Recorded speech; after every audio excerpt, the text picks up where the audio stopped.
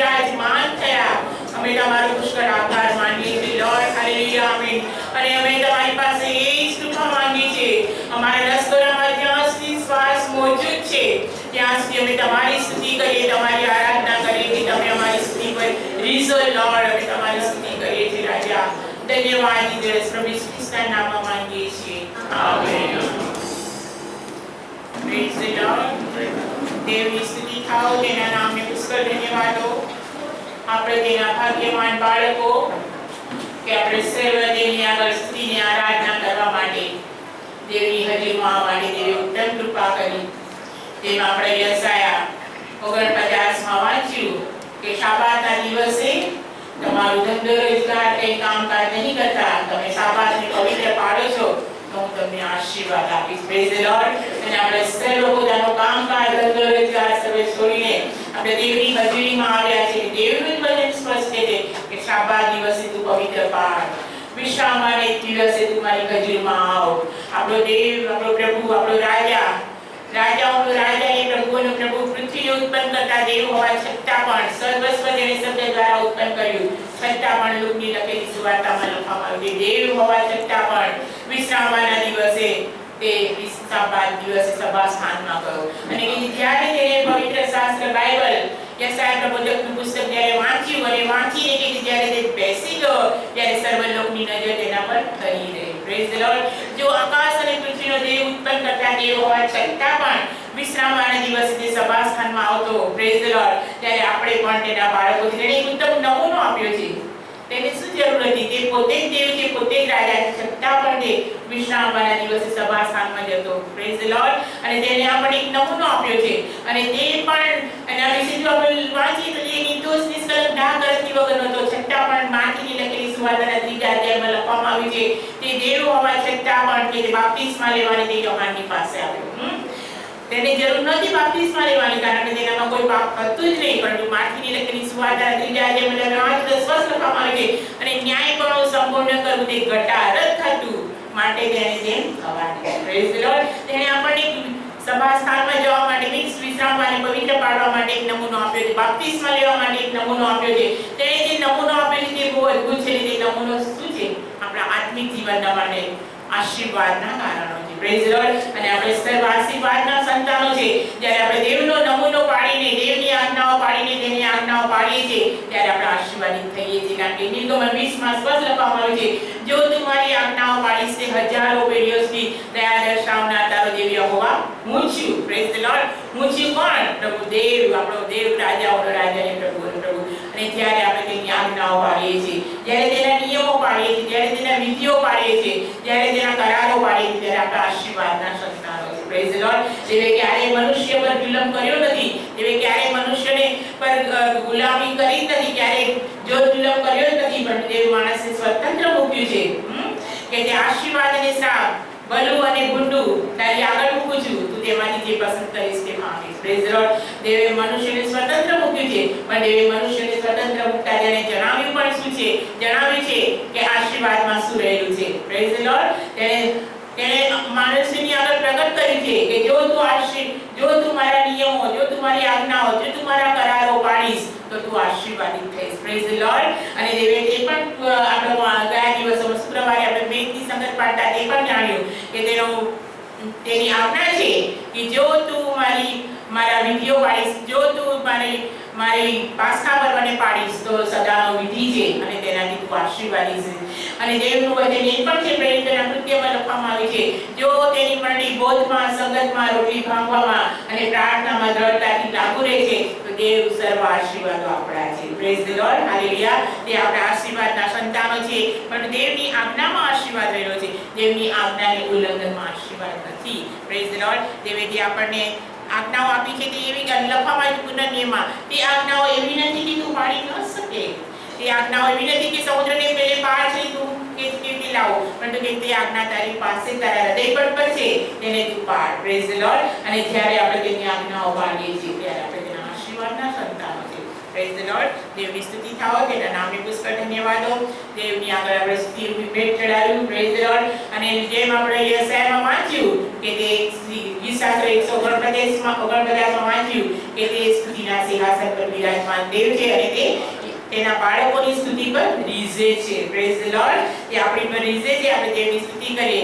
Praise the lord. કારણ કે દેવને સૌથી પ્રિય સ્તુતિનું અર્પણ બહુ પ્રિય છે અને માટે પ્રબોધકોના પુસ્તકમાં લખવામાં આવ્યું છે કે મેં આ લોકને મારા પોતાને માટે બનાવ્યા છે, તેઓ મારી સ્તુતિ ગાશે. Praise the lord. અને સ્તુતિ ગાવી, સ્તુતિને આરાધનામાં કર્યું, તેમાં દેવનું બહુ ગૌરવ રહેલું. Praise the lord. જ્યારે સ્તુતિ આરાધના કરીએ છીએ ત્યારે આપણે તેમાં ખોવાઈ જઈએ. એમ થાય કે બસ સ્તુતિ આરાધના બંધ જ ન થાય, એવું થાય છે ને. મને તો ઘણી વાર એવું થાય કે બસ સ્તુતિ આરાધના બંધ જ ન થાય, આપણે કન્ટિન્યુ આપણે તેની આગળ દેવની આગળ સ્તુતિરૂપી ભેટ ચડાવતા જ રહીએ. Praise the lord. કારણ કે સ્તુતિરૂપી ભેટ આપણને મગ્ન કરી દે. અને માટે જ ગીતશાસ્ત્રમાં પણ લખવામાં આવ્યું છે, જ્યારે શાઉલમાં દુષ્ટ આત્મા તેને પરેશાન કરતો અને કે દાઉદ જ્યારે આવતો અને કે વીણા વગાડતો ત્યારે કે શાઉલમાં રહેલો આ દુષ્ટ આત્મા ચાલ્યો જતો. Praise the lord. સિંહાસન પર બિરાજમાન દેવ અદ્ભુત કૃત્યો કરનાર દેવ છે. દેવની સ્તુતિ થાઓ, તેના નામને પુષ્કળ ધન્યવાદો. આપણે અત્યારે વચન તરફ જઈશું. પુનર્નિયમ. Praise the Lord. હાલેલુયા. પુનર્નિયમ અને તેનો 30મો અધ્યાય. પુનર્નિયમ તેનો 30મો અધ્યાય અને આપણે તેની 15મી કલમથી 20મી કલમ સુધી વાંચીશું. પુનર્નિયમ તેનો 30મો અધ્યાય 15મી કલમથી 20મી કલમ સુધી વાંચીશું. જો મેં આજ તારી આગળ જીવન તથા ભલું અને મરણ તથા ગુંડું મૂક્યા છે, તે એ કે આજે હું તને યહોવા તારા દેવ પર પ્રેમ રાખવાની, તેના માર્ગોમાં ચાલવાની ને તેની આજ્ઞાઓ તથા તેના વિધિઓ તથા તેના કાનૂનો પાળવાની આજ્ઞા આપું છું, કે તું જીવતું રહે ને તારી વૃદ્ધિ થાય અને જે દેશનું વતન પામવા તું જાય છે તેમાં યહોવા તારો દેવ તને આશીર્વાદ આપે.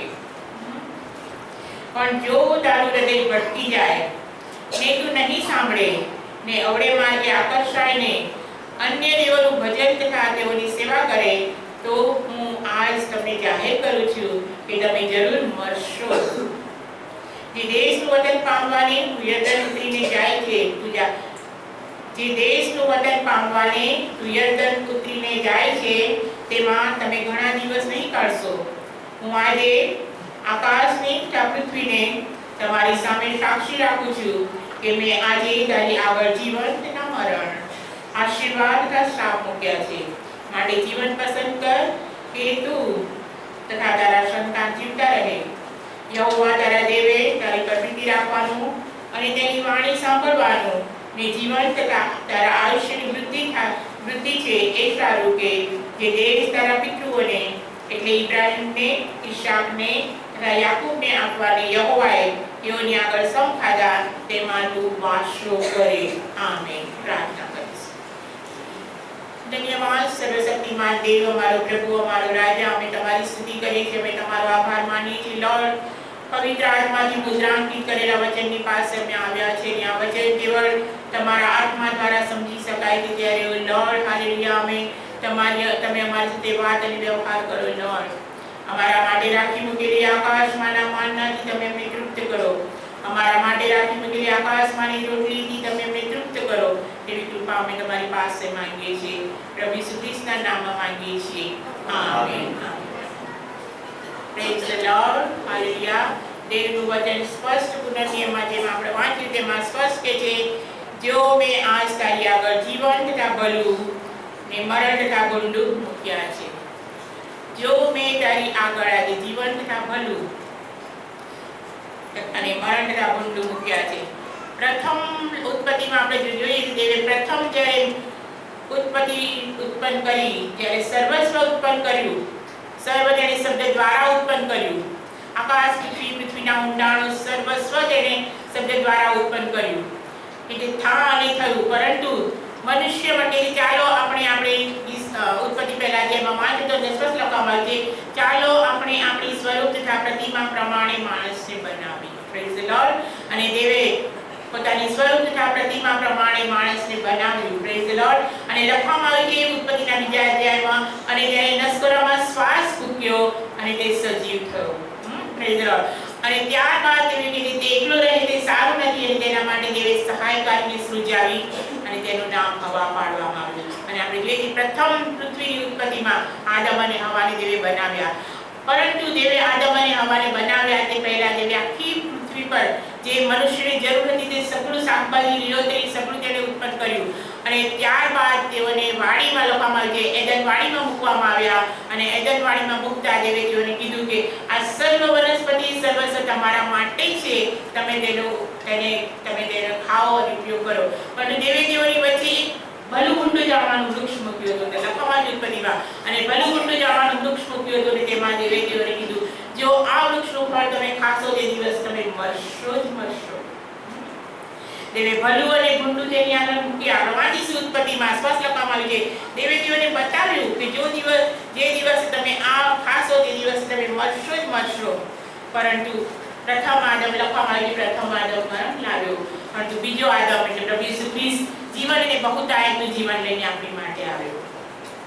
આપણે વાંચીશું ઉત્પત્તિને તેના બીજા અધ્યાયમાં દેવે સ્પષ્ટ તેઓને કીધું કે આ એદનવાડીને સાચવવાના માટે તેની રખેવાળીને અર્થે હું તમને મૂકું છું, પરંતુ આ જે ભલું ભૂંડું જાણવાનું વૃક્ષ છે તે તમારે ખાવું નહીં. જે દિવસે તમે ખાશો તે દિવસે તમે મરશો જ મરશો. આપણે વાંચીશું ઉત્પત્તિ તેનો બીજો અધ્યાય. ઉત્પત્તિ તેનો બીજો અધ્યાય હું 15મી કલમથી વાંચીશ. અને એદનવાડી ખેડવાને તથા તેનું રક્ષણ કરવાને યહોવા દેવે તે માણસને તેમાં રાખ્યો. અને યહોવા દેવે તે માણસને એવો હુકમ આપ્યો કે વાડીના હરેક વૃક્ષ પરનું ફળ તું ખાયા કર, પણ ભલું ભૂંડું જાણવાના વૃક્ષનું તારે ખાવું નહીં, કેમ કે જે દિવસે તું ખાશે તે દિવસે તું મરશે જ મરશે. દેવે સ્પષ્ટ તેને કીધું કે એદનવાડી સાચવવાને તથા તેની રખેવાળ કરવાને તેઓને મૂક્યા. અને પરંતુ તેઓને કીધું કે આ જે ભલું ભૂંડું જાણવાનું વૃક્ષ છે તેનું ફળ તારે ખાવું નહીં. પરંતુ આપણે જો આગળ વાંચી તો સ્પષ્ટ લખવામાં આવ્યું છે, અને તે હવાએ મને આપ્યું ને સર્પે મને ભૂલાવીને આપણે સર્વ એકબીજાની પર જે દોષ મૂકીને તેઓ આ ભલું ભૂંડું જાણવાના વૃક્ષનું ફળ ખાય તેને દેવ લખવામાં આવ્યું છે જે દિવસે તું ખાશે તે દિવસે મરશે જ મરશે. અને તેઓએ ખાધું અને તેઓ મરણ પામ્યા. એવું નથી મરણ પામ્યા એટલો દૈહિક રીતે મરણ પામ્યા નથી, આત્મામાં તેઓ મરણ પામ્યા. કારણ કે દેવે તેઓને આજ્ઞા આપી હતી કે જે દિવસે તમે ખાશો તે દિવસે મરશો જ મરશો. અને તેઓએ ખાધું અને ત્યારબાદ દેવે કીધું આદમ આદમ તું ક્યાં છે? અને આપણે આગળ જો વાંચી લખવામાં આવ્યું આદમ શું કરે સંતાઈ જાય. કારણ કે તેને થયું કે દેવે એમને ભલું ભૂંડું જાણવાના વૃક્ષનું ફળ ખાવાનું ના કીધું હતું અને ખાધું છે. આજ્ઞાનું ઉલ્લંઘન માણસને અહેસાસ કરાવે છે. તેને અહેસાસ થયો કે હા દેવે અમને ના પાડી હતી અને મેં ખાધું છે, અને માટે તેઓ સંતાઈ જાય છે. પાપને ઢાંકવા માટે સંતાઈ જાય છે, પરંતુ કે પાપ છાપરેથી પણ પોકારે છે. પાપ ક્યારે ઢંકાયું રહેતું નથી. અને આદમ અને હવાને થયું કે જરૂર અમે દેવની આજ્ઞાનું ઉલ્લંઘન કર્યું છે, અને કે તેઓ સંતાઈ ગયા. અને ત્યારબાદ આપણે જોઈએ તો લખવામાં આવ્યું છે તેઓને ચામડાનું વસ્ત્ર પહેરાવવામાં આવે છે અને તેઓને પણ કહેવામાં આવે છે કે તમે આજ્ઞાનું ઉલ્લંઘન કર્યું છે. અને એ ભલું ભૂંડું જાણવાનું વૃક્ષનું ફળ તેઓએ ખાધું અને તેઓ મરણ પામ્યા. તેમાં દેહ રીતે હતા પણ આત્મામાં તેઓ મરણ પામ્યા, કારણ કે દેવે આજ્ઞા આપી હતી કે તમારે તે નહીં ખાવું, જે દિવસે તમે ખાશો તે દિવસે તે મરશો જ મરશો. દેવ હંમેશા મનુષ્યની આગળ ભલું ભૂંડું, આશીર્વાદ અને શ્રાપ, મરણ અને જીવન માણસની આગળ મૂકે છે, અને તેમાંથી જે જીવ ગ્રહણ કરે છે તેવું પામે છે. અને જો આપણે જોઈએ ઉત્પત્તિમાં જ લખવામાં આવ્યું છે, યુસુફના માટે પણ લખવામાં આવ્યું છે. યુસુફના ભાઈઓએ પણ તેનું ભૂંડું યુસુફનું ભૂંડું કરવાને આપણે જાણીએ છીએ, લખવામાં આવ્યું છે. અને યુસુફે જ્યારે તેઓનું સ્વપ્ન કીધું ત્યારે તેઓએ સ્વપ્નપતિ જે લખવામાં આવ્યું છે એ સ્વપ્નનો ખુલાસો કર્યો, અને તેને યુસુફે કીધું 11 કુળીઓ મારી આગળ નમી. અને તેઓના ભાઈઓને ખોટું લાગ્યું કે શું અમે તેની આગળ નમીશું? અને આપણે જોઈએ છે યુસુફને તેઓ મારી નાખવા માટે પ્રપંચ કરે છે, અને આપણે જોઈએ કે મારી તરફ નથી નાખતા પરંતુ તેને ખાડામાં નાખી દે છે. ખાડામાં નાખી દે છે. તેઓનું તેના ભાઈઓએ ભૂંડું કર્યું, પરંતુ આગળ જો તમે વાંચો તેને વેચી દેવામાં આવે છે, ફરીથી તેને વેચી દેવામાં આવે છે. પરંતુ તે પોટીફારના ઘરમાં પણ કે તેને વિશ્વાસ પણ હતો કે જે યુસુફ જે કામમાં હાથ નાખતો તેમાં તે સફળ થતો. તેનું જરૂર ભૂંડું કરવાની ઈચ્છ્યું, પણ દેવે તેનું ભલું જ કર્યું. અને આગળ જો તમે વાંચો યુસુફ વિશે તો યુસુફને મિસરનો અધિપતિ બનાવવામાં આવે છે. અને અને ત્યારે તેના ભાઈઓ તેની આગળ નમે છે. આપણે સર્વથી યુસુફના જીવન વિશે જાણીએ છીએ અને માટે યુસુફ પણ કહે છે તમે તો મારું ભૂંડું ઈચ્છું હતું પરંતુ દેવે તો મારું ભલું જ કર્યું છે. તેને ભૂંડું તેના ભાઈઓએ ભૂંડું કર્યા પછી તેને વેર નહીં લીધું પરંતુ તેને તેઓને આશીર્વાદના માટે આપણે જોઈએ તો અંદર કે છે તેના દ્વારા યુસુફના દ્વારા આખું મિસ્ર દેશ દુકાળમાં પણ તેના મિસ્ર દેશ તેમજ તેના સર્વ સગા સ્ત્રીઓ તેનું આખું કુટુંબ પણ દુકાળમાં પણ આશીર્વાદનું કારણ બન્યા. કે ભૂંડું કરવાની ઈચ્છ્યું પણ કે યુસુફ કે મેં ભલું જ કર્યું અને તે આશીર્વાદિત થયો. Praise the lord. અને જો આપણે આગળ જોઈએ તો યાકૂબ અને એસાવ પણ બંને જોડકા હતા ને લખવામાં આવ્યું છે. અને યાકૂબ અને એસાવ બંને જોડકા હતા અને કે તેઓએ અને યાકૂબે એસાવે આગળ મોટા થતા કે લખવામાં આવે છે એસાવે પોતાનું દેશ પણ હલકું કરીને કે યાકૂબને આપી દે છે. અને ત્યારબાદ એને થાય છે કે મારું સર્વ આશીર્વાદ યાકૂબને સમજે અને એસાવ વિચારે છે કે હવે હું મારા ભાઈને મારી નાખીશ. લખવામાં આવ્યું ઉત્પત્તિમાં લખવામાં આવ્યું અને કહે છે હું મારા ભાઈને મારી નાખીશ. અને રિબકા એ વાતને જાણી જાય છે. રિબકા કહે છે યાકૂબ તું તારા મામા લાબાનના ત્યાં ચાલ્યો જા. અને યાકૂબ ખાલી લખવામાં આવ્યું છે કેવળ લાકડીની રીતે ચાલ્યો જાય છે. અને જો ઉત્પત્તિ 32 માં તમે વાંચો લખવામાં આવે છે યાકૂબ કહે છે હું માત્ર લાકડી લઈને નીકળ્યો હતો પરંતુ હવે મારી પાસે બે ઘોડા છે. દેવે તેને આશીર્વાદ આપ્યો. ભલે એસાવે તેનું ભૂંડું કરવાની ઈચ્છ્યું પણ દેવે યાકૂબને આશીર્વાદ આપ્યો. અને આગળ તમે વાંચો તો લખવામાં આવે છે કે તે એસાવના માટે કેટલી બધી ભેટ સોગાદો લઈને જાય છે. બધી ભેટ સોગાદો વાંચી લખવામાં આવે છે કેટલું બધું લિસ્ટ કેટલું બધું ભેટ સોગાદો લઈને તે પોતાના ભાઈને આપવા માટે જાય છે. અને ત્યારે કે જ્યારે યાકૂબને આવતો જોવે છે ત્યારે કે બંને ભાઈઓ લખવામાં આવે છે બંને ભાઈઓ એકબીજાને ભેટે છે અને સર્વ તેની ભેટ સોગાદો તેને આપે છે. અને ત્યારે યાકૂબ પણ કહે છે કે જરૂર એસાવે મારું ભૂંડું કરવાની ઈચ્છ્યું હતું પણ દેવે તો મારું ભલું જ કરે છે. Praise the lord. માટે દેવ ભલું અને ભૂંડું દેવ મનુષ્યની આગળ મૂકે છે પણ જે દેવ પ્રાપ્ત કરે છે તેવું ફળ થાય છે. અને જ્યારે યાકૂબે ભલું જ કર્યું ત્યારે દેવે તેને એટલો બધો આશીર્વાદ આપ્યો. યુસુફે ભલું જ કર્યું ત્યારે દેવે તેને મિસ્રનો અધિપતિ બનાવ્યો. Praise the Lord. હાલેલુયા. એ આપણો દેવ છે. ભલે યાકૂબ માત્ર લાકડી લઈને નીકળ્યો હતો પરંતુ દેવે તેને કેટલો બધો આશીર્વાદ આપ્યો. તેની પાસે બે ઘોડા હતા અને પુષ્કળ ધન સંપત્તિ હતી. દેવ હંમેશા આશીર્વાદ આપણા દેવ છે પણ જો આપણે તેનું ભલું કરીએ છીએ તો ભલાઈના આશીર્વાદ રહેલા છે. અને માટે કે જો મેં આજ તારી આગળ જીવન તથા ભલું અને મરણ તથા ભૂંડું મૂક્યા છે તેમાંથી તું જેવું પસંદ કરશે તેવું તું ફળ ખાશે.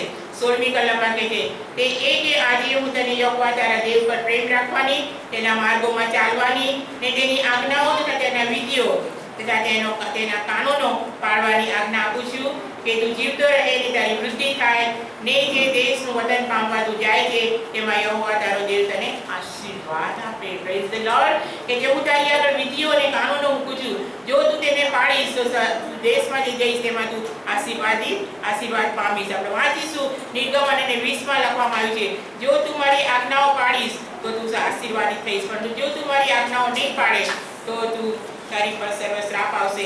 દેવની આજ્ઞામાં આશીર્વાદ જ રહેલા છે. આપણે વાંચીશું નિર્ગમન અને તેનો 20મો અધ્યાયમાં દેવ જે પુનર્નિયમન કહે છે જો મેં તારી આગળ આજ્ઞાઓ આપું છું અને તે વિધિઓ અને કાનૂનો પાળવાની હું તને આજ્ઞા આપું છું. નિર્ગમન અને તેનો 20મો અધ્યાય અને તેની 4થી કલમથી હું વાંચીશ. નિર્ગમન 20 અને તેની 4થી કલમથી તું તારે સારું કોઈ પૂરેની મૂર્તિ ન કર ઉપર આકાશમાંની કે નીચે ભૂમિમાંની કે ભૂમિની તળેલા પાણીમાંની કોઈ પણ ચીજની પ્રતિમા ન કર. તું તેઓની આગળ ન નમ ને તેઓની સેવા ન કર કેમ કે હું તારો દેવ યહોવા આસ્થાવાન દેવ છું જેઓ મારા પર દ્વેષ કરે છે તેઓની ત્રીજી ચોથી પેઢી સુધી બાપોના અન્યાયની શિક્ષા છોકરા પર લાવનાર ને મારા પર જેઓ પ્રીતિ કરે છે ને મારી આજ્ઞાઓ પાળે છે તેઓની હજારો પેઢીઓ સુધી દયા દર્શાવનાર હું તારો દેવ યહોવા છું. કે જો તું મારી આજ્ઞાઓ પાળીશ તો તારી હજારો પેઢીઓ સુધી હું તને તારી પર દયા દર્શાવનાર તારો દેવ યહોવા છે.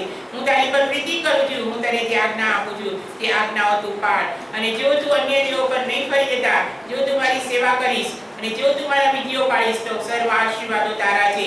અને માટે દેવ નિર્ગમન 32 માં પણ કહે છે. નિર્ગમન 32 માં આપણે વાંચીશું દેવનું વચન સ્પષ્ટ કહે છે કે જો તું મારી આજ્ઞાઓ પાળીશ જો તું મારા વિધિઓ પાળીશ અને તો હું તને આશીર્વાદ આપીશ. અને કે છે હું તને આશીર્વાદ જ આપીશ પણ જો તું મારી આજ્ઞાઓ નહીં પાળે અને અન્ય દેવો તરફ તું ફરી જઈશ તો સર્વ આ શ્રાપતારી પર આવશે. આપણે વાંચીશું નિર્ગમન 32 માં દેવની આજ્ઞાઓ તેઓએ નહીં પાડી અને તેઓની પર શું દુઃખ આવ્યું.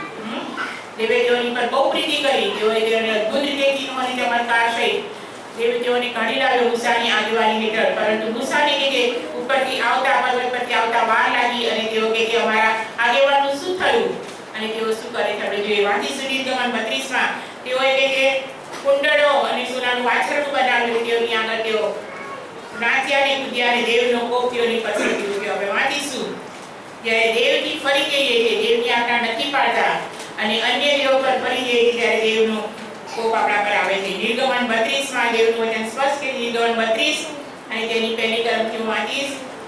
અને લોકોએ જોયું કે મૂસાને પર્વત પરથી ઉતરતા વિલંબ થાય છે ત્યારે તેઓ હારૂનની પાસે એકઠા થયા અને તેને કહ્યું, ઉઠ, અમારી આગળ ચાલવા સારું, અમારે કાજે દેવ બનાવ, કેમ કે જે માણસ અમને મિસ્ર દેશમાંથી કાઢી લાવ્યો તે મૂસાનું શું થયું અમે જાણતા નથી. અને હારૂને તેઓને કહ્યું, તમારી સ્ત્રીઓના અને તમારા દીકરાઓના અને તમારી દીકરીઓના કાનોમાં જે સોનાના કુંડળો છે તે કાઢી મારી પાસે લાવો. અને સર્વ લોકો પોતાના કાનોમાં સોનાના જે કુંડળો હતા તે કાઢીને હારૂન પાસે લાવ્યા અને તેને તેઓના હાથમાંથી લીધું અને કોતરણીથી ગાંઠ બનાવીને તેને ઢાળેલું વાછરડું બનાવ્યું. અને તેઓએ કહ્યું કે ઇસ્રાએલ મિસ્ર દેશમાંથી તેને કાઢી લાવનાર દેવ તે આ છે. દેવે તેઓની કેટલી બધી પ્રીતિ કરી. આપણે જો વાંચીએ તો તેઓના અરણ્યના સમયમાં તેઓને દેવે ભૂખ્યા રહેવા દીધા નહીં, તેઓને તરસ્યા રહેવા નહીં દીધા. તેઓની માટે રોજ માનના પડતું હતું તેથી તેઓના પગોમાં સોજા પણ નહીં આવ્યા. દેવે તેઓને અદ્ભુત રીતે ચિહ્નો ચમત્કાર સહિત કાઢી લાવ્યો. અને દેવે તેઓને એ પણ કીધું હતું કે જો હવે પછી તમે તમારા શત્રુઓને જોશે નહીં, તમે એક પણ શત્રુ તમારો બચશે નહીં. અને આપણે જો જોઈએ તો લખવામાં આવ્યું છે નિર્ગમન 2 માં કે અને દેવે તેઓને જેમ કીધું હતું કે હવે પછી તમે કોઈ પણ શત્રુને તમે જોશો નહીં. ત્યારે આપણે જોઈએ કે તેઓની આગળ જ્યારે સમુદ્ર આવે છે ત્યારે સમુદ્ર જ્યારે તેઓની આગળ આવ્યો ત્યારે તેઓની માટે સમુદ્ર શું કર્યું? બે ભાગ થઈ ગયા લખવામાં આવે છે. અને સમુદ્રના પાણી ડાબે અને જમણી તરફ ભીદ્રુપ થઈ ગયા.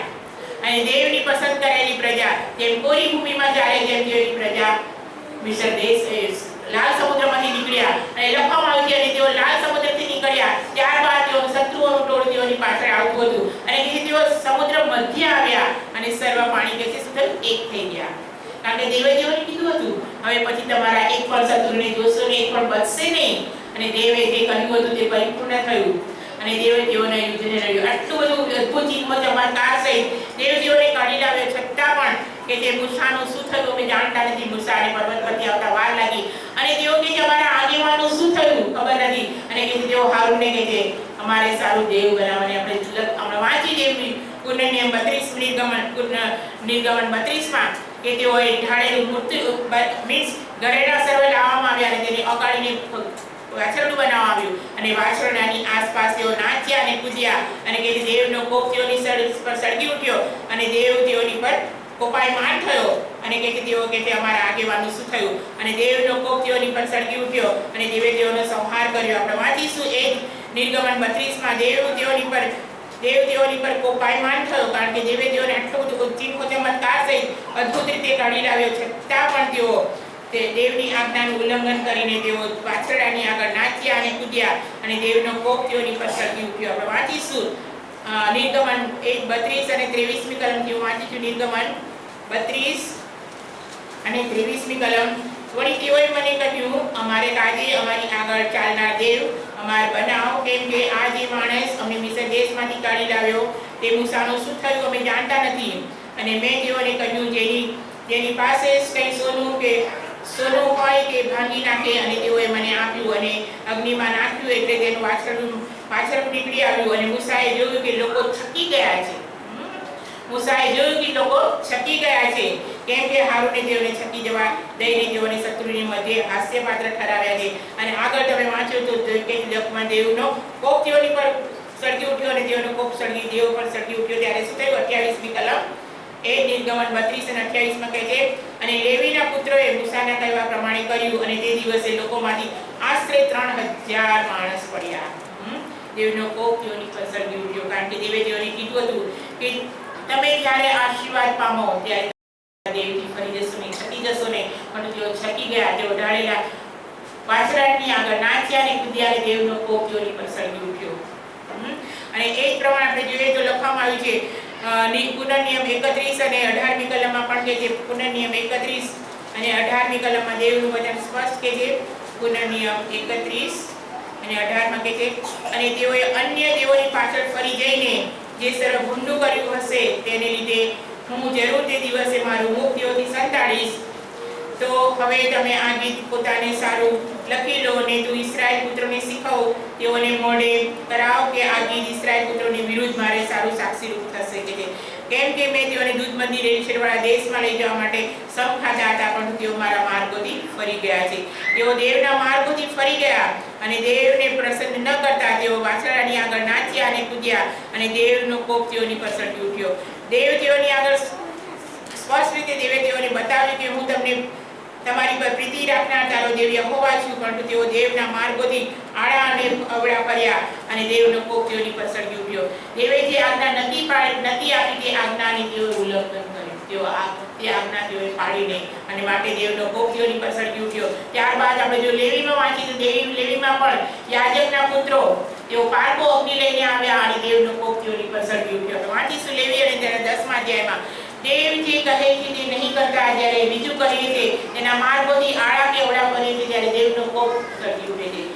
દેવ બતાવવા માંગે છે કે હું આવેશી દેવ છું, હું મારું માન કરેલી મૂર્તિને આપતો નથી. તે દેવ આવેશી દેવ છે. આપણે વાંચીશું લેવી 10માં પણ તેઓ યાજક પુત્રો હતા, પરંતુ તેઓ પારકો અગ્નિ લઈને તેઓ દેવની આગળ આવ્યા અને દેવનો કોપ તેઓની પર સળગી ઉઠ્યો. આપણે વાંચીશું લેવી અને તેનો 10મો અધ્યાય અને તેની પહેલી કલમથી વાંચીશું. અને હારૂનના પુત્રો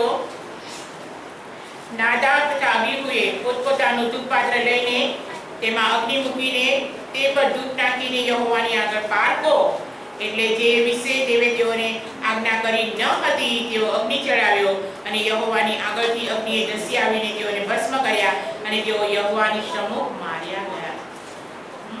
દેવે કીધો નતો તે અગ્નિ પારકો અગ્નિ લઈને તેઓ દેવની આગળ આવ્યા અને દેવનો કોપ તેઓની પર સળગી ઉઠ્યો અને તેઓ માર્યા ગયા. યાજકના પુત્રો હતા, હારૂનના પુત્ર હતા નાદાબ અને અબીહુ, અને દેવનો કોપ તેઓની પર સળગી ઉઠ્યો. જ્યારે દેવે જે આજ્ઞા નથી આપી, દેવે જે નથી કરવાનું કીધું છે છતાં પણ તેઓ કરે છે તો દેવનો કોપ તેની પર સળગી ઉઠે છે. કારણ કે દેવ આવેશી દેવ છે કે હું મારું માન કરેલી મૂર્તિને આપતો નથી. અને તે જ પ્રમાણે આપણે જોઈશું પહેલા સમુએલમાં પણ દેવના કે ઈસ્રાયેલ પુત્રોએ દેવની વિરુદ્ધ બંધ કર્યું અને દેવનો કોપ તેઓની પર સળગી ઉઠ્યો અને તેઓ માર્યા ગયા. આપણે વાંચીશું પહેલું સમુએલ અને તેના બીજા અધ્યાયમાં પણ જ્યારે દેવની આજ્ઞાનું ઉલ્લંઘન કરે છે, દેવે જે વિધિઓ જે કરારો દેવે જે આજ્ઞાઓ આપી છે તે આજ્ઞાઓથી આડે કે અવળા જાય છે ત્યારે દેવનો કોપ સળગી ઉઠે છે.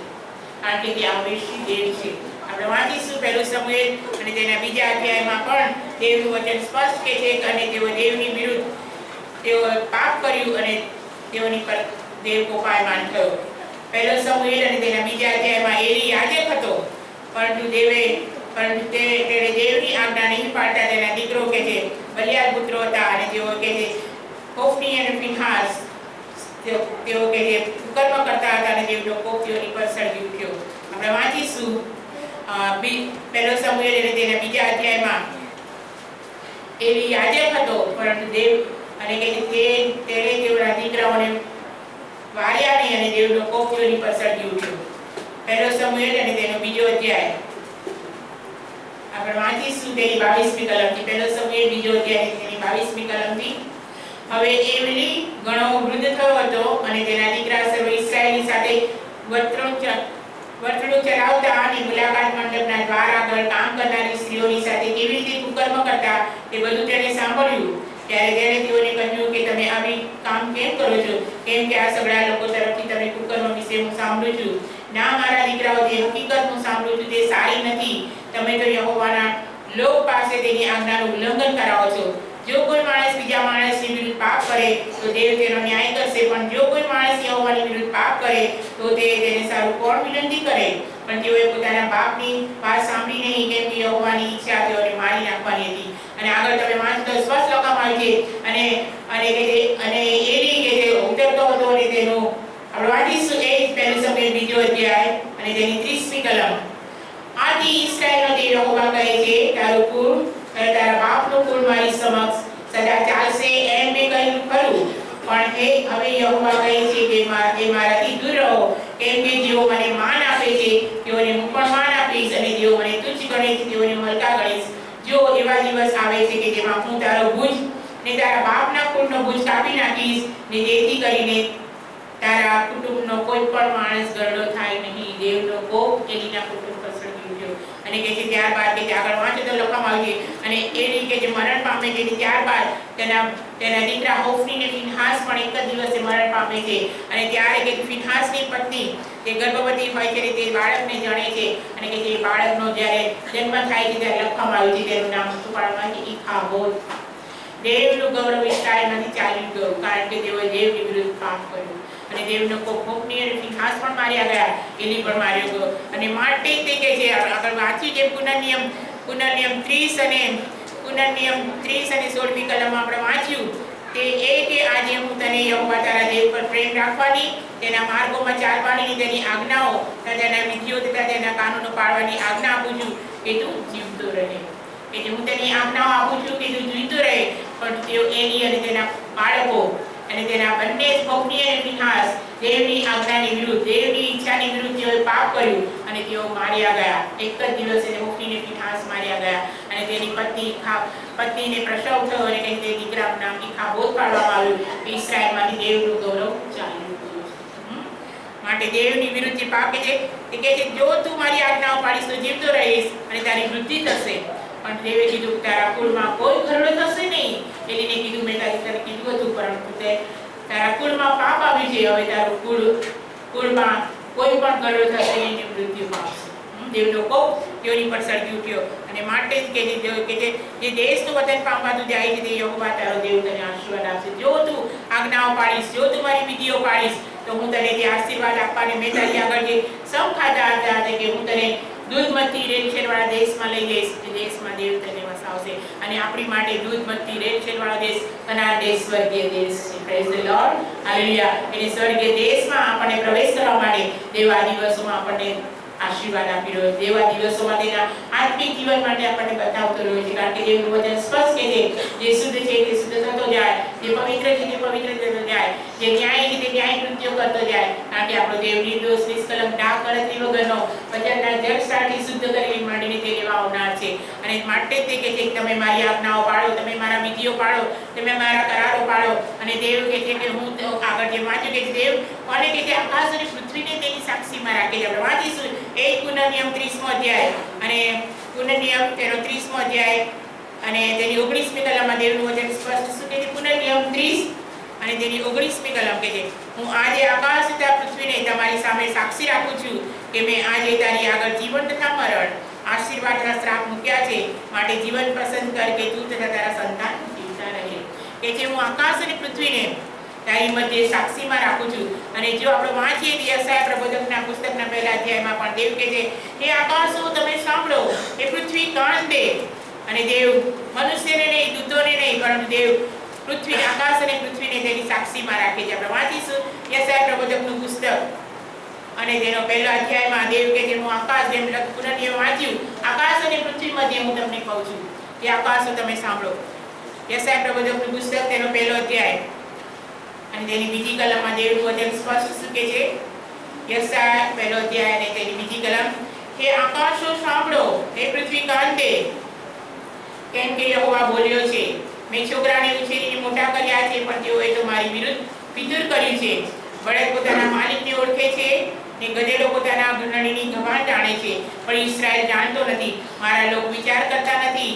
અરે પાપ કરનારી પ્રજા, અન્યાયથી લદાયેલા લોક, પાપ કરનારા સંતાન, વંઠી ગયેલા છોકરા, તેઓ યહોવાનો ત્યાગ કર્યો છે, તેઓ ઇસ્રાએલના પવિત્ર દેવને ધિક્કાર્યો છે, તેઓ વિમુખ થઈને મારી તરફથી પાછા ફરી ગયા છે. દેવ આકાશ અને પૃથ્વીને તેની મધ્યમાં તેને સાક્ષીમાં રાખે છે કે હે આકાશો સાંભળો, હે પૃથ્વી કાન દે. મેં તેઓને માટે સગડું કર્યું, પણ તેઓ મારાથી દૂર ગયા છે. તેઓ મારી વિરુદ્ધ ફિતુર કર્યું છે, તેઓએ પાપ કર્યું છે અને તેઓ માર્યા જશે. અને માટે એ પ્રમાણે આપણે જોઈએ પુનર્નિયમ 31માં પણ સ્પષ્ટ કે છે. પુનર્નિયમ 31 અને 27, પુનર્નિયમ 31મો અધ્યાય અને તેની 27 અને 28મી કલમમાં પણ કહે છે કે આકાશો તમે સાંભળો અને એ પૃથ્વી તું કાન દે, કારણ કે મેં તેઓને વાર્યા પણ તેઓ મારાથી વિમુખ થયા છે. આપણે વાંચીશું એક પુનર્નિયમ 31મો અધ્યાય, પુનર્નિયમ 31 અને 27મી કલમથી વાંચું છું.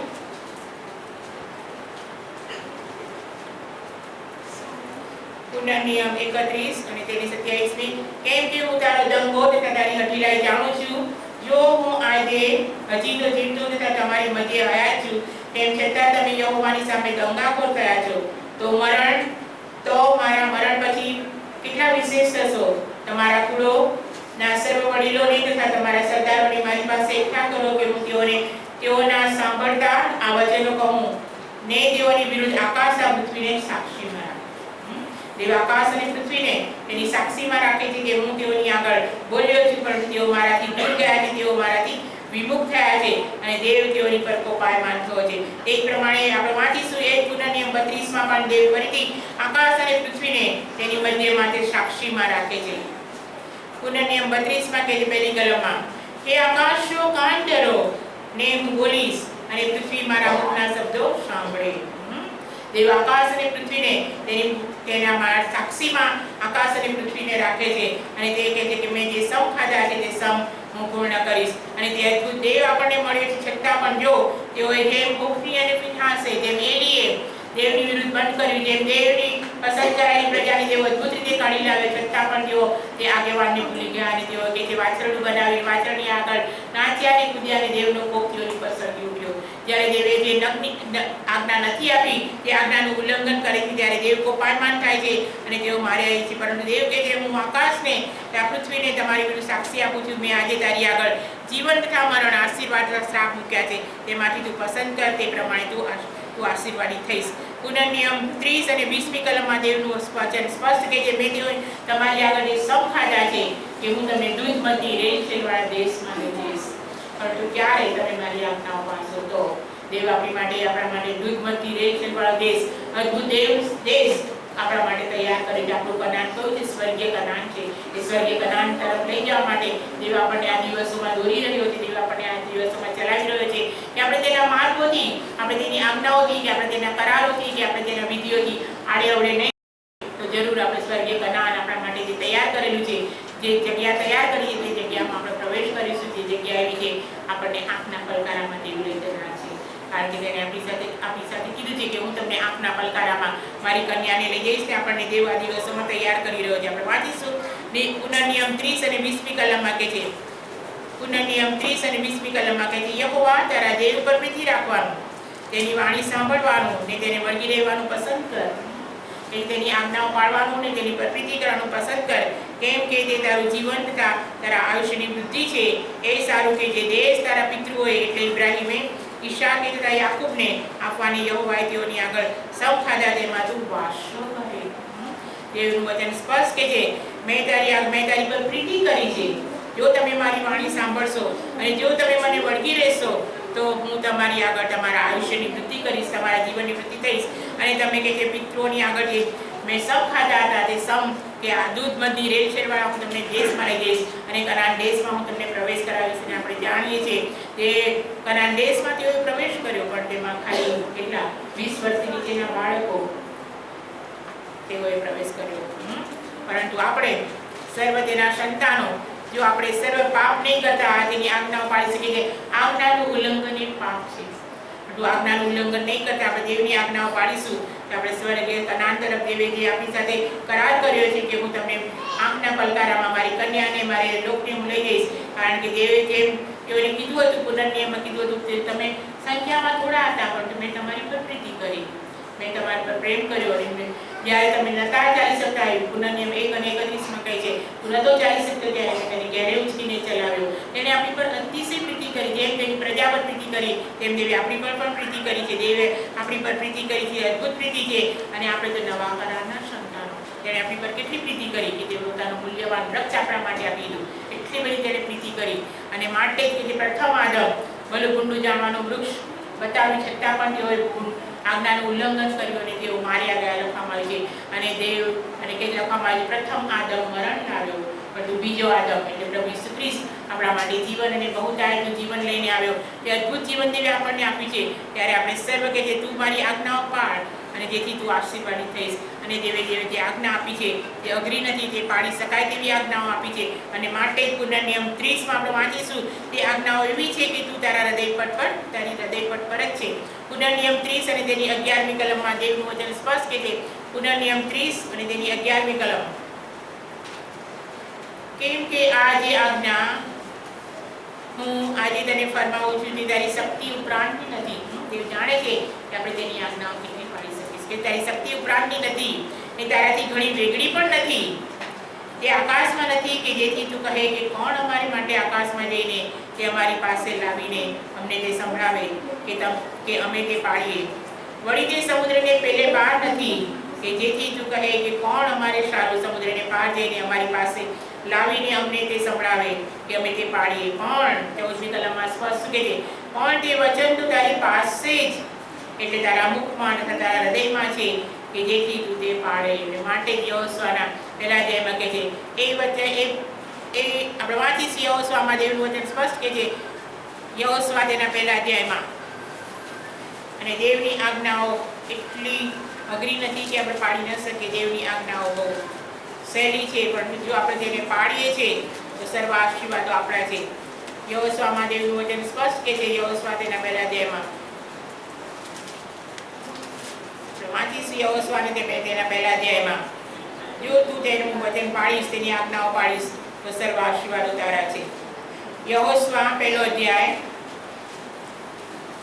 અને તેની 5મી કલમમાં યહોશુઆ 1 અને 5માં કહે છે, તારા આયુષ્યના સર્વ દિવસો ભર તારી આગળ કોઈ માણસ ટકી શકશે નહીં. જેમ મૂસાની સાથે હું રહ્યો હતો તેમ તારી સાથે પણ હું રહીશ. હું તને ત્યજીશ નહીં ને તને મૂકી દઈશ પણ નહીં. બળવાન તથા હિંમતવાન થા, કેમ કે મેં આ લોકને જે દેશ આપવાને મેં તેઓના પૂર્વજોની આગળ સમ ખાધા તેનું વતન તું તેઓને પ્રાપ્ત કરાવીશ. અને લખવામાં આવે છે યહોશુઆ કે જે એક પણ વચન એવું ન હતું કે તેને પાડ્યું ન હતું. લખવામાં આવે છે તે સર્વ આજ્ઞાઓ પાડતા હતા. કે યહોશુઆ તંબુની બહાર ન નીકળતા અને દેવની હજુરીમાં તે રહેતો હતો. અને યહોશુઆને કાલે દેવ કનાન દેશમાં તેઓએ પ્રવેશ કર્યો. Praise the lord. કારણ કે તેઓ દેવની આજ્ઞાઓ પાડતા હતા. જ્યારે દેવની આજ્ઞાઓ પાડીએ છીએ ત્યારે સર્વ આશીર્વાદો આપણે આપણા છે. તે અદ્ભુત આશીર્વાદના આપણે સંતાનો છે. અને દેવે જે આપણને આપ્યું છે તે બહુ કે જે એ તારી શક્તિ ઉપરાંતની નથી, પરંતુ તે તારી પાસે જ છે. અને તે પ્રમાણે તે દેવે જે આજ્ઞાઓ આપી છે તે આપણી શક્તિ ઉપરાંતની નથી, આપણી પાસે જ છે. જો આપણે તેની આજ્ઞાઓ પાડીએ છીએ, તેના કરારો પાડીએ છીએ, તેના વિધિઓ પાડીએ છીએ તો સર્વ આશીર્વાદો આપણા છે. અને કે છે હું તને મેં તેની આગળ જે સમ ખાધા હતા તે દેશમાં હું તને પ્રવેશ કરાવીશ. તેવી આપણી આગળ જેમ તેની પ્રજાની સાથે સમ ખાધા હતા કે હું તમને દૂધબંધી દેશવાળા દેશમાં કનાન દેશમાં લઈ જઈશ. અને દેવ તેઓને પ્રવેશ કરાવ્યો. આપણા માટે સ્વર્ગીય કનાન દેવ આપણી માટે તૈયાર કરી રહ્યો છે. પરંતુ આપણે જો તેની આજ્ઞાઓ પાડીએ, તેના વિધિઓ પાડીએ છીએ, તેના કરારો પાડીએ ત્યારે સ્વર્ગીય કનાન આપણા માટે છે. અને તે એફેસીના પત્રમાં લખવામાં આવે છે કે તે પ્રમુખ દૂતની વાણી સહિત રણસિંહના નાદ સહિત આંખના પલકારામાંથી પોતાની મળીને લેવા આવનાર છે. તેણે આપણી સાથે કરાર કર્યો છે. પ્રેઝ ધ લોર્ડ કે આંખના પલકારામાં મારી મળીને મારી કન્યાને લઈ જઈશ. અને આપણે તે જ આશામાં આ દિવસથી દેવના માં છીએ. આપણને એ જ આશા છે કે હા દેવ તે જે મારી માટે આશીર્વાદો રાખ્યા, તે મારી માટે સ્વર્ગીય કનાન રાખ્યું છે, તે કનાનને પ્રાપ્ત કરવા માટે તું મને સહાય કર, મદદ કર. હું તારા માર્ગોથી આડો કવડો ન જાઉં, પણ તારા માર્ગોમાં હું ચાલું કે જેથી તારા માર્ગોમાં રહેલા આશીર્વાદોથી હું આશીર્વાદિત થાઉં. અને જે તે મારી માટે મુંગટ રાખે તે મુંગટને હું પ્રાપ્ત કરું. આપણા માટે દેવ મુંગટ રાખેલી તે મુંગટને આપણે પ્રાપ્ત કરતા આત્મિક દોડમાં દોડતા રહીએ અને સ્વર્ગીય કનાનને પ્રાપ્ત કરવા માટે આપણે તેના માટે આશીર્વાદના કારણો બનીએ. Praise the Lord. હાલેલુયા. દેવની સ્તુતિ થાઓ. તેના નામને પુષ્કળ ધન્યવાદો. દેવે આપણી પર આપણી સાથે જે પ્રેમ કરે તે બહુ અદ્ભુત પ્રેમ છે. માટે દેવ પર યોહાન 15 અને 16માં કહે છે તમે મને પસંદ કર્યો નથી, પણ મેં તમને પસંદ કર્યો છે. મેં તમને જે રહ્યા છે, મેં તમને ફળ આપ્યા છે કે મારા ફળ કાયમ રહે. Praise the lord. કે મેં તારી પર પ્રીતિ કરી છે, કેટલી બધી પ્રીતિ કરી છે. મૂલ્યવાન રક્ત આપી દીધું છે. તેને મૂલ્યવાન રક્ત આપણા માટે આપી દીધું કે આપણે સર્વ કે આપણે શત્રુ હતા, આપણે પાપમાં હતા, આપણા સર્વ પાપોને માફ કરવા માટે તેને પોતાનું મૂલ્યવાન રક્ત આપીને મૂલ્યવાન રક્ત દ્વારા આપણને ખરીદવામાં આવેલા તેના સંતાનો છે. આપણે રક્તના દ્વારા ખરીદાયેલા તેના સંતાનો છે. અને તેણે જે પ્રીતિ કરી છે તે બહુ અદ્ભુત પ્રીતિ છે કે જે ભાઈ કરતા પણ નિકટનો સંબંધ રાખે છે. તેણે આપણને પિતા કહેવાનો, તેને આપણે આબા બાપ કહેવાનો અધિકાર આપ્યો છે. તે જ્યારે પણ આપણે સંકટમાં, મુસીબતમાં, તકલીફમાં હોય છે ત્યારે નિત્ય તે આપણી પ્રાર્થના સાંભળે છે. માટે દાઉદ છે કે સંકટના સમયમાં હાજર મદદગાર દેવ આપણને અદ્ભુત દેવ મળે છે. આપણે જ્યારે પણ સંકટમાં, વિપત્તિમાં, તકલીફમાં હોય છે અને આપણે આપણા બાપને હાંક મારીએ છીએ ત્યારે આપણી હાંકને તે સાંભળે છે. કારણ કે તેણે આપણી પર પ્રીતિ કરી છે કે જે લખવામાં આવે છે યશાયા પ્રબોધકના પુસ્તકમાં કે જે માં પોતાના બાળકને છોડી દે કે તેજી દે, પણ હું તને મૂકી દઈશ નહીં, હું તને તેજી દઈશ નહીં, મેં તને મારી હથેળીમાં પુત્રેલી છે. Praise the lord. આપણે તેની હથેળીમાં પુત્રાયેલા તેના સંતાનો છે. આપણે તેને આંખના કીકીના સમાન છે. જેણે આપણી પર જે પ્રેમ કર્યો છે, અદ્ભુત પ્રેમ છે, તે પ્રેમને આપણે ક્યારેય નકારીએ નહીં. જે લખવામાં આવ્યું છે તેણે જે આપણી પર પ્રીતિ કરી છે તે અદ્ભુત પ્રીતિ છે. તે પ્રીતિને વળગી રહે. પ્રીતિ હંમેશા પ્રેમને વળગી રહે છે. Praise the lord. અને દેવે જે આપણી પર પ્રીતિ કરી છે તે અદ્ભુત પ્રીતિ છે. આ પ્રીતિમાં આપણે માંડ્યા રહે, પ્રીતિમાં આપણે સ્થિર અને વિશ્વાસ રહે, તેના પ્રેમમાં આપણે તેના પ્રેમમાં જ રહીએ, તેના પ્રેમથી, તેના માર્ગોથી આળા કવડાને જે. કારણ કે દેવનું વચન સ્પષ્ટ છે કે મેં તારી આગળ ભલું અને કુંડું, આશીર્વાદ અને શ્રાપ, મરણ અને જીવન મેં તારી આગળ મૂક્યું છે. તેમાંથી તું જેવું પસંદ કરીશ તેવું પ્રાપ્ત કરીશ. પરંતુ આપણે દેવની ઈચ્છા એ નથી કે આપણે શ્રાપના સંતાનો બને. દેવની ઈચ્છા એ નથી કે આપણે મરણ પામે. દેવની ઈચ્છા એ નથી કે આપણે ગુંડું કરીએ. દેવની ઈચ્છા એ છે કે આપણે ભલું કરીએ, આપણે આશીર્વાદના સંતાનો બનીએ. Praise the lord. તે બાપની ઈચ્છા છે અને બાપ તેના બાળકોને આશીર્વાદો આપવામાં રાજી છે. ત્યારે આપણે સર્વ તેના આશીર્વાદના સંતાનો છે અને તેનામાં આપણે મંડ્યા રહીએ. Praise the lord. દેવ આપણે સર્વને તેના આશીર્વાદોથી આશીર્વાદિત કરે અને તેના મહિમાના અર્થે દેવ આપણો ઉપયોગ કરે. જેમ દેવે આપણને આશીર્વાદ આપે તેવા આશીર્વાદો દેવ હજુ અન્ય બાળકોને પણ આપે. કારણ કે દેવની ઈચ્છા છે પૃથ્વી પર લખવામાં આવી ફિલિપીઓના પત્રમાં. કારણ કે તે ફિલિપીઓના પત્રને બીજા અધ્યાયમાં એક ઘૂંટણ તેની આગળ નમશે અને હરેક જીભ કબૂલ કરશે કે પ્રભુ ઈસુ ખ્રિસ્ત દેવ છે અને એ વચન પૂર્ણ થવાની તલપાપડ કરી રહ્યું છે. દેવનો આત્મા આ દિવસોમાં પૃથ્વી પર હાલી રહ્યો છે અને દેવ આ દિવસોમાં ઘણા બધા આત્માઓને ઉમેરી રહ્યો છે. અને દેવ વચન સ્પષ્ટ કે છે એક પાપી પસ્તાવો કરીને કે ઘૂંટણ મારી આગળ નમે કે બાપની ઈચ્છા છે. લખવામાં પૃથ્વીના છેડા સુધી આ સુવાર્તાને પ્રગટ કરવામાં આવે. પૃથ્વી પહેલા ધ્યાનમાં લખવામાં આવે પૃથ્વીના છેડા સુધી આ સુવાર્તાને પ્રગટ કરવામાં આવે. અને દેવની ઈચ્છા એ છે કે આ પૃથ્વીના છેડા સુધી મારું વચન પ્રગટ કરવામાં આવે, મારી સુવાર્તા પ્રગટ કરવામાં આવે. ઘણા બધા બાળકો ઘણા બધા આત્માઓ તેના રાજ્યમાં ઉમેરાય. અને વચનમાં એ પણ લખવામાં આવે કે જે મૂસાએ રાણના સર્પને ઊંચો કર્યો તેમ જો માણસના દીકરાને એટલે જો પ્રભુ ખ્રિસ્તને ઊંચો કરવામાં આવશે તો સર્વલોકને મારી ગમ થાય છે. બાપની ઈચ્છા એ છે કે સર્વલોક તેની ગમ થઈ જાય અને સર્વ આશીર્વાદના સંતાનો બને. આપણને જરૂર દેવે આશીર્વાદ આપે છે, પણ ઘણા બધા બાળકો જો આશીર્વાદ પામવાના બાળકી ત્યારે તેઓની માટે આપણે મધ્યસ્થી કરીએ, તેઓના માટે પ્રાર્થના કરીએ, સેવકો અને સેવિકાઓ માટે પણ પ્રાર્થના કરીએ કે દેવ આ દિવસોમાં તેઓને અદ્ભુત રીતે ઉપયોગ કરે અને દેવ તેઓના જીવન દ્વારા મહિમા